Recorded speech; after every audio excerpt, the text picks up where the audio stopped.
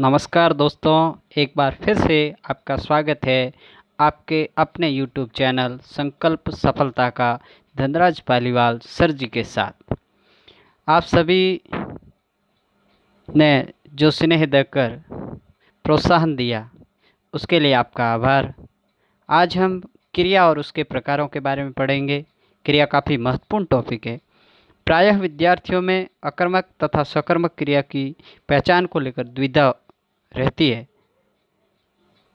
मैं दावे के साथ कह सकता हूँ कि ये वीडियो देखने के बाद ये दुविधा हमेशा के लिए ख़त्म हो जाएगी। तो चलिए शुरू करते हैं आज का अपना टॉपिक, क्रिया और उसके प्रकार। हाँ, एक बात और आपको ज़रूर कहना चाहूँगा कि वीडियो को लाइक करना, शेयर करना एवं चैनल को सब्सक्राइब करना ना भूलें।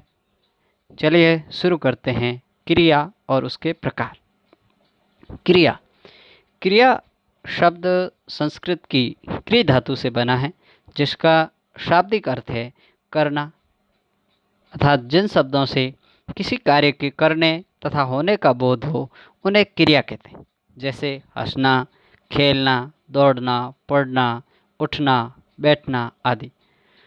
उदाहरण के रूप में देखिए, राम पढ़ रहा है, तो यहाँ जो पढ़ रहा शब्द है वो क्रिया है और राम द्वारा किए जा रहे कार्य का बोध करवा रहा है।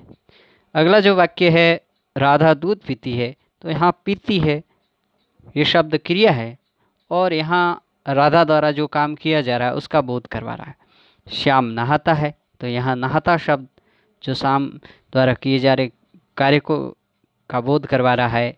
इसी तरह कविता खेल रही है, तो यहाँ खेल रही है ये क्रिया है और कविता द्वारा किए जा रहे कार्य का बोध करवा रही। तो क्रिया वे शब्द जिनसे किसी कार्य के करने या होने का बोध होता है। अब है क्रिया के प्रकार। अब क्रिया के जो भेद है वो विभिन्न आधारों पर किए गए हैं, जिसमें मुख्य रूप से कर्म के आधार पर है, काल की दृष्टि से है, प्रयोग तथा संरचना की दृष्टि से है। तो कर्म के आधार पर जो क्रिया है वो दो प्रकार की होती है, अकर्मक क्रिया और सकर्मक क्रिया। काल के आधार पर हम जानते हैं कि हिंदी में काल के 3 प्रकार होते हैं, तो इसलिए काल के आधार पर क्रिया के भी 3 प्रकार होते हैं, भूतकालिक क्रिया, वर्तमानकालिक क्रिया और तीसरा प्रकार है भविष्यकालिक क्रिया। अब तीसरा जो आधार है, प्रयोग तथा रचना की दृष्टि से क्रिया के भेद, इसमें काफ़ी भेद है। सबसे पहले सामान्य क्रिया, फिर संयुक्त क्रिया, प्रेरणार्थक क्रिया, नाम धातु क्रिया, पूर्वकालिक क्रिया, सजातीय क्रिया, सहायक क्रिया, कृदंत क्रिया, समापिका क्रिया आदि भेद है इस आधार पर। तो सबसे पहले हम अब विस्तार से चर्चा करते हैं कर्म के आधार पर क्रिया। जैसा हमने पूर्व में जिक्र किया कि कर्म के आधार पर क्रिया 2 प्रकार की होती है, अकर्मक क्रिया और सकर्मक क्रिया। अकर्म यानी कर्म का अभाव, वे क्रियाएं जिनके साथ कर्म प्रयुक्त नहीं होता है और क्रिया का प्रभाव कर्ता पर पड़ता। अब क्रिया का प्रभाव कर्ता पर पड़ने का मतलब है कि क्रिया का लिंग और वचन कर्ता के अनुसार होगा। जैसे हम उदाहरण देख के इसमें समझते हैं, मोर नाचता है, तो यहाँ मोर पुल्लिंग है, इसलिए क्रिया जो पुल्लिंग और एक वचन है, इसलिए क्रिया भी जो है वो पुल्लिंग और एक वचन है। अगला जो वाक्य है, शेरनी दहाड़ती है, तो यहाँ देखिए शेरनी स्त्रीलिंग है, इसलिए क्रिया भी स्त्रीलिंग है। तो इस आधार पर यानी जब वाक्य में कर्म प्रयुक्त नहीं हो और क्रिया का प्रभाव कर्ता पर हो, वहाँ अकर्मक क्रिया होगी। चलना, हंसना, उठना, बैठना, नहाना, लजाना, दौड़ना, भौंकना, चहचहाना आदि क्रियाएं मूल रूप से अकर्मक हैं, क्योंकि सामान्यतः इनके साथ कर्म की अपेक्षा नहीं रहती है। यानी ये बिना कर्म के भी वाक्य की पूर्णता का बोध कराते हैं। जैसे चिड़िया चहचहाती है, चिड़िया चहचहाती है, तो यहाँ पर ये अपने आप में पूर्ण अर्थ दे रहा है। कुत्ता भौंकता है, बच्चे दौड़ रहे हैं, वह जा रहा है, तो इन सभी वाक्यों में अकर्मक क्रिया है। अब दूसरा प्रकार है सकर्मक क्रिया। वाक्य में क्रिया के साथ कर्म प्रयुक्त हो तथा क्रिया का प्रभाव कर्म पर हो, वहाँ सकर्मक क्रिया होती है। जैसे राम आम खाता है, कविता कहानी पढ़ रही है, वह बाजार से सब्जी लाया, यहाँ थोड़ा मिसप्रिंट हो गया, वह बाजार से सब्जी लाया। तो यहाँ हम देख रहे हैं जो रेखांकित पद है वे सभी कर्म हैं और यहाँ कर्म प्रयुक्त है, इसलिए ये सकर्मक क्रिया है इस वाक्य के अंदर। जैसे पहला वाक्य राम आम खाता है, तो यहाँ आम जो है वो कर्म है, इसलिए ये वाक्य जो है वो सकर्मक क्रिया का वाक्य है। अब सकर्मक क्रिया के भी दो भेद है, एक कर्मक और द्विकर्मक। एक कर्मक जब वाक्य में एक कर्म प्रयुक्त होता है, जैसे मोहन पानी पीता है, तो यहाँ पानी एक ही कर्म है। द्विकर्मक क्रिया जब वाक्य में दो कर्म प्रयुक्त हो तब क्रिया द्विकर्मक होगी। जैसे गुरुजी छात्रों को हिंदी पढ़ा रहे हैं, तो यहाँ इसमें देखिए छात्रा को और हिंदी ये दो कर्म हैं, इसलिए यहाँ पर द्विकर्मक क्रिया है। जैसे प्रथम कर्म प्राणीवाचक तथा द्वितीय कर्म अप्राणीवाचक होता है। इसमें क्रिया से ठीक पहले प्रयुक्त कर्म मुख्य कर्म तथा प्रत्यक्ष कर्म कहलाता है। जैसे इस वाक्य के अंदर हम देखें, पढ़ा रहे हैं क्रिया है, उससे ठीक पहले हिंदी शब्द आया हुआ है, तो यहाँ हिंदी शब्द जो है वो मुख्य कर्म है। अब सामान्यतः अकर्मक और सकर्मक क्रिया की पहचान को लेकर जो असमंजस या द्विधा की स्थिति होती है उसको अपन यहाँ सरलता के साथ समझते हैं। वाक्य में प्रयुक्त क्रिया से ठीक पहले क्या तथा किसको लगाकर प्रश्न करना है, और यदि उत्तर मिल जाए तो क्रिया सकर्मक होगी, अन्यथा अकर्मक होगी। जैसे हम कुछ उदाहरणों से समझते हैं। देखिए, मोहन कबड्डी खेलता है, तो यहाँ इस वाक्य के अंदर क्रिया है खेलता है। अब क्रिया से ठीक पहले सबसे पहले क्या लगाना है। जैसे देखिए, क्या खेलता है, उत्तर मिल रहा है कबड्डी, तो इसलिए यहाँ क्रिया कैसी हो गई, सकर्मक हो गई। अब दूसरा वाक्य देखिए, बच्चे मैदान में खेलते हैं, तो यहाँ जो क्रियापद है वो है खेलते हैं। अब क्रियापद के आगे क्या लगाते हैं, क्या खेलते हैं, उत्तर नहीं मिल रहा है। दूसरा जो शब्द है किसको खेलते हैं, तब भी उत्तर नहीं मिल रहा है, इसलिए यहाँ क्रिया कैसी हो गई, अकर्मक हो गई। अगला जो वाक्य और देखते हैं, श्याम दिन भर सोता है। अब यहाँ पे भी जो क्रियापद है वो है सोता है। अब इसके आगे लगाइए क्या, क्या सोता है, उत्तर नहीं मिल रहा है। किसको सोता है, तब भी उत्तर नहीं मिल रहा है, इसलिए यहाँ पे भी क्रिया कैसी है, अकर्मक। आगे देखिए, अक्षय ने रजत को रुपए दिए। क्रियापद है दिए, क्रियापद के आगे क्या दिए, रुपए दिए, उत्तर मिल रहा है। यहाँ हालांकि यहाँ दोनों के उत्तर मिलेंगे क्योंकि यहाँ द्विकर्मक क्रिया है, किसको, रजत को, तो इस तरह से यहाँ सकर्मक क्रिया। अब अगला वाक्य देखते हैं, चिड़िया आकाश में उड़ती है। अब इस वाक्य को विशेष ध्यान देना है। इस वाक्य पे उड़ती है, क्या उड़ती है, उत्तर नहीं मिलेगा क्योंकि कर्म क्रिया के ठीक पहले प्रयुक्त होना चाहिए, इसलिए यहाँ पे अकर्मक क्रिया। ये अकर्मक क्रिया का ये कह सकते हैं सबसे चर्चित वाक्य है, इसलिए चिड़िया आकाश में उड़ती है कैसा पद है, अकर्मक क्रिया। तो मेरे हिसाब से अब आपको समस्या नहीं आनी चाहिए। क्या करना है, क्या और किसको लगाना है, क्रियापद के ठीक आगे, और क्रियापद वही रहना चाहिए। अब ये जैसे मान लीजिए बच्चे मैदान में खेलते हैं, तो यहाँ खेलते से पहले ही क्या लगाना है, यानी क्या करते हैं। इस तरह से यदि आपने क्रियापद बदल दिया तब तो उत्तर मिल सकता है और कन्फ्यूजन हो सकता है और आप गलत भी कर सकते हैं। इसलिए क्रियापद को बदलना नहीं है। बच्चे मैदान में खेलते हैं, क्या खेलते हैं, उत्तर नहीं मिल रहा है, इसलिए ये कैसा हो गया? अकर्मक। हाँ, यदि इस तरह से होता, बच्चे मैदान में खेल खेलते हैं, कबड्डी खेलते हैं, तब वो कैसा हो जाता? सकर्मक। चलिए आगे चलते हैं।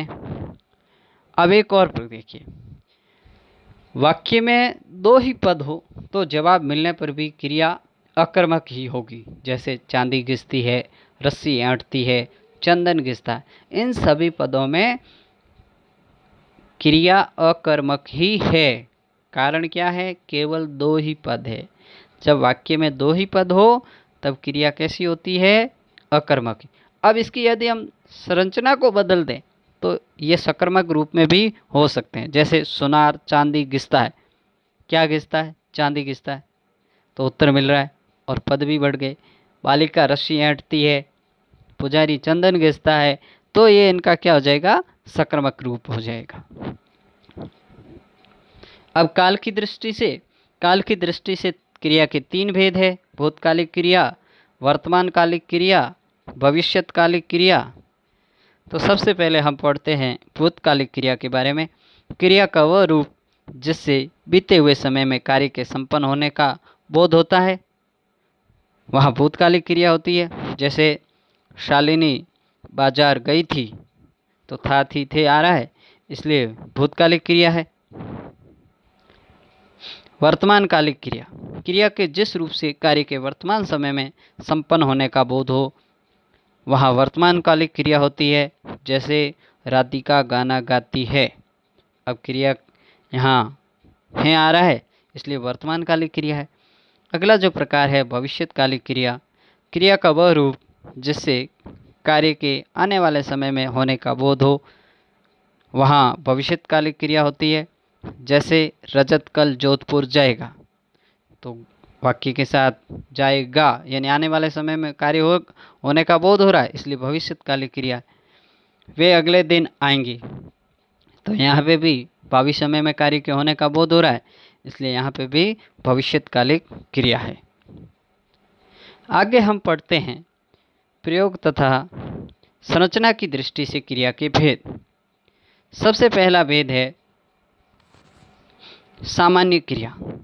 जब वाक्य में एक ही क्रिया प्रयुक्त हो उसे सामान्य क्रिया कहते हैं। जैसे मोमल विद्यालय जाती है, कमल आया है, तो यहाँ जाती है और आया है, ये एक ही क्रिया प्रयुक्त है, इसलिए ये सामान्य क्रिया है। अगला प्रकार है संयुक्त। संयुक्त का मतलब दो, जोड़वा। तो संयुक्त क्रिया क्या होती है? जो क्रिया दो या दो से अधिक भिन्नार्थक क्रियाओं के मेल से बनती है उसे संयुक्त क्रिया कहते हैं। जैसे मीना ने खाना खा लिया, रामू बाजार चला गया। अब यहाँ देखिए, खा लिया, एक खाना और लेना, दो भिन्न भिन्न क्रियाएं हो गई, इसलिए इन दो भिन्न क्रियाओं के मेल से एक क्रिया खा लिया बनी है, इसलिए ये संयुक्त क्रिया है। इसी तरह दूसरा वाक्य रामू बाजार चला गया, तो यहाँ दो क्रियापद है, चलना और जाना, और उन दोनों क्रियापदों के मेल से बना चला गया एक क्रियापद बना, इसलिए ये संयुक्त क्रिया है। संयुक्त क्रिया का मतलब दो भिन्नार्थक क्रियाओं के मेल से जो क्रिया बन रही है वो संयुक्त क्रिया कहलाती है। प्रेरणार्थक क्रियाएं, नाम से स्पष्ट है, प्रेरणा, और प्रेरणा हमेशा दूसरों को। वे क्रियाएं जिन्हें कर्ता स्वयं न करके दूसरों को करने के लिए प्रेरित करता है, वे प्रेरणार्थक क्रियाएं कहलाती है। जैसे राधा मीना से पत्र लिखवाती है, राधा पत्र लिखवा रही है लेकिन खुद नहीं लिख रही है, किससे लिखवा रही है? मीना से, यानी अपनी प्रेरणा जो है वो राधा की है लेकिन कार्य या क्रिया कोई और कर रहा है। इसी तरह श्याम ने बाल कटवाए, अब बाल तो नो डाउट काटने वाले से कटवाए, लेकिन काटने वाला भी अपनी स्वेच्छा से तो काटेगा नहीं जब तक श्याम उसको बोलेगा नहीं। इसी तरह मोहन ने कमीज सिलवाई, यहाँ पे भी थोड़ा सा कंप्यूटर में टाइपिंग मिस्टेक है, मोहन ने कमीज सिलवाई। तो यहाँ मोहन कमीज सिलवा रहा है, तो सिलेगा तो दर्जी, लेकिन दर्जी जब सिलेगा, जब मोहन उसको कपड़ा है, अपना नाप है वो उसको देगा, तब वो सिलेगा। तो यहाँ पे भी प्रेरणा जो है वो मोहन की है, काम दर्जी कर रहा है, तो इसलिए भी यहाँ क्रिया कैसी हो गई, प्रेरणार्थक क्रिया हो गई। अध्यापक जी ने पाठ पढ़वाया, पढ़वाया इसका मतलब खुद ने नहीं पढ़ा, विद्यार्थियों से पढ़वाया, लेकिन प्रेरणा किसकी रही, अध्यापक जी की, कार्य किसी और ने किया, तो वहाँ प्रेरणार्थक क्रिया, यानी जिन्हें कर्ता स्वयं न करके दूसरों को करने के लिए प्रेरित करता है, वे क्रियाएं प्रेरणार्थक क्रियाएं कहलाती। प्रेरणा, एक बात यहाँ ध्यान देने योग्य है कि प्रेरणार्थक क्रियाएं सदैव सक्रमक होती है, ये महत्वपूर्ण बात है, प्रेरणार्थक क्रियाएं सदैव सकर्मक होती है। आगे हम पढ़ते हैं सहायक क्रिया।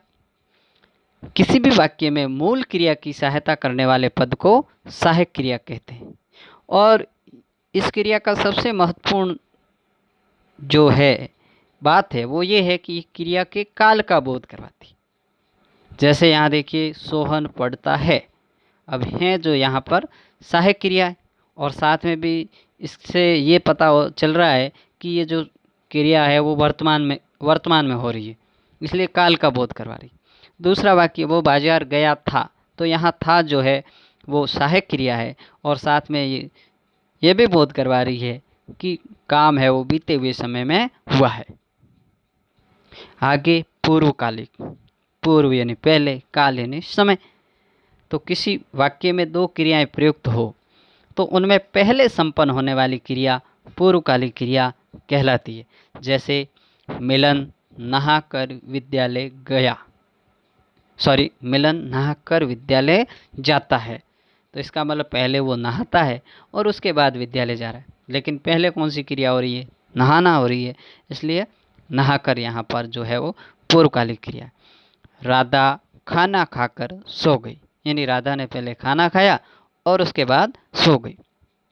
वह बाजार जाकर आया, तो यहाँ जाकर जो है वो पूर्वकालिक क्रिया। मोनिका पढ़कर खेलने गई, तो पहले मोनिका ने पढ़ाई की, उसके बाद खेलने गई, तो यहाँ जो है वो नहाकर, खाकर, जाकर, पढ़कर आदि क्रियाएं पूर्वकालिक क्रियाएं हैं।